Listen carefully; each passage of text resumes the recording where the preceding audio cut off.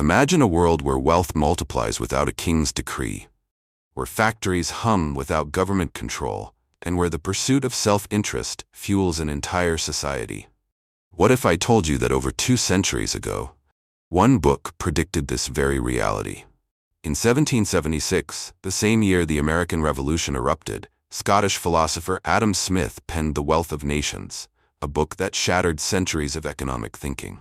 It introduced radical ideas about free markets, competition, and an invisible hand guiding prosperity.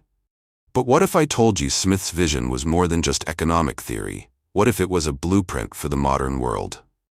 This book didn't just change economics. It laid the foundation for capitalism itself. It explored the power of self-interest, the efficiency of specialization, and the dangers of government interference. In this video, we'll break down Smith's monumental ideas, showing how they shaped industries, governments, and even your paycheck. Let's dive into The Wealth of Nations and uncover the forces shaping our world. The birth of a revolution.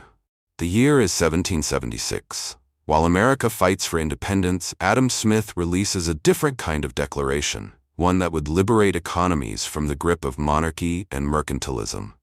Before The Wealth of Nations, economic thought was dominated by the idea that wealth was finite, controlled by kings and measured in gold reserves. Nations imposed heavy tariffs, hoarded resources, and restricted trade. Smith called this mercantilism a mistake. Smith's radical argument: wealth isn't a fixed pile of gold, it's created through labor, trade, and innovation. He proposed that economies thrive not through control, but through freedom. This idea wasn't just new, it was revolutionary. And at the heart of it lay one of his most famous concepts: the division of labor. The power of specialization. Smith takes us to a simple pin factory. Here, he demonstrates a groundbreaking idea. Breaking work into specialized tasks makes production exponentially more efficient. One man crafting pins alone might make only a handful per day, but a team, each person responsible for a specific step, could produce thousands. This principle of specialization, Smith argued, wasn't just about pins, it was about everything. This concept fueled the Industrial Revolution. Factories embraced assembly lines, increasing production and lowering costs.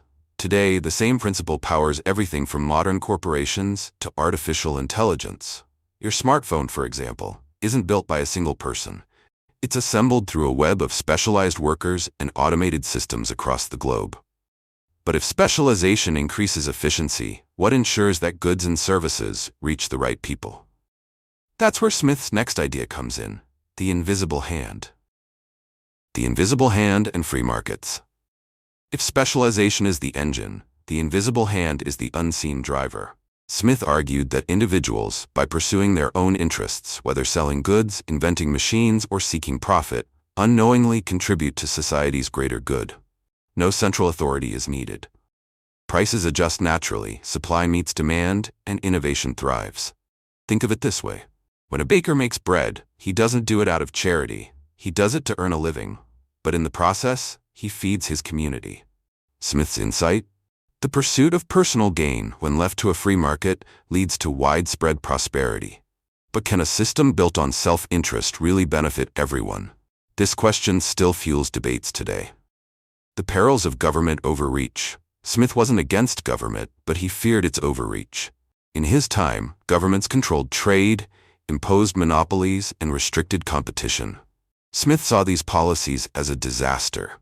He argued for free trade, claiming that protectionism stifles innovation and limits wealth creation. His ideas influenced economic policies worldwide. Britain eventually repealed its restrictive corn laws. The United States embraced free markets, and globalization spread. But with great freedom comes great inequality. While Smith championed free markets, he also warned against unchecked corporate power.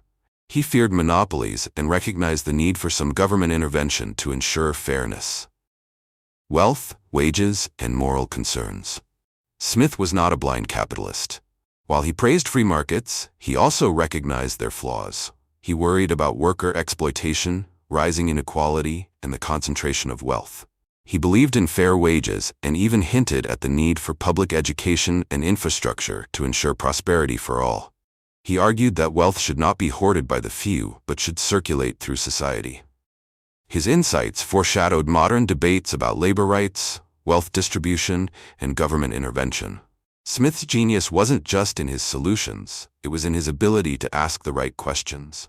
And perhaps his most lasting gift was not a set of policies, but a way of thinking, one that forever changed how we see the world. Adam Smith's The Wealth of Nations isn't just a book. It's the foundation of modern economics. It changed the way we think about wealth, markets, and individual ambition. If you found this breakdown insightful, don't forget to like, subscribe, and hit the bell so you never miss an episode of 8-Minute Masterpieces. And let me know in the comments. Do you think free markets are truly the best path to prosperity, or do they need more regulation? Let's discuss. See you in the next one.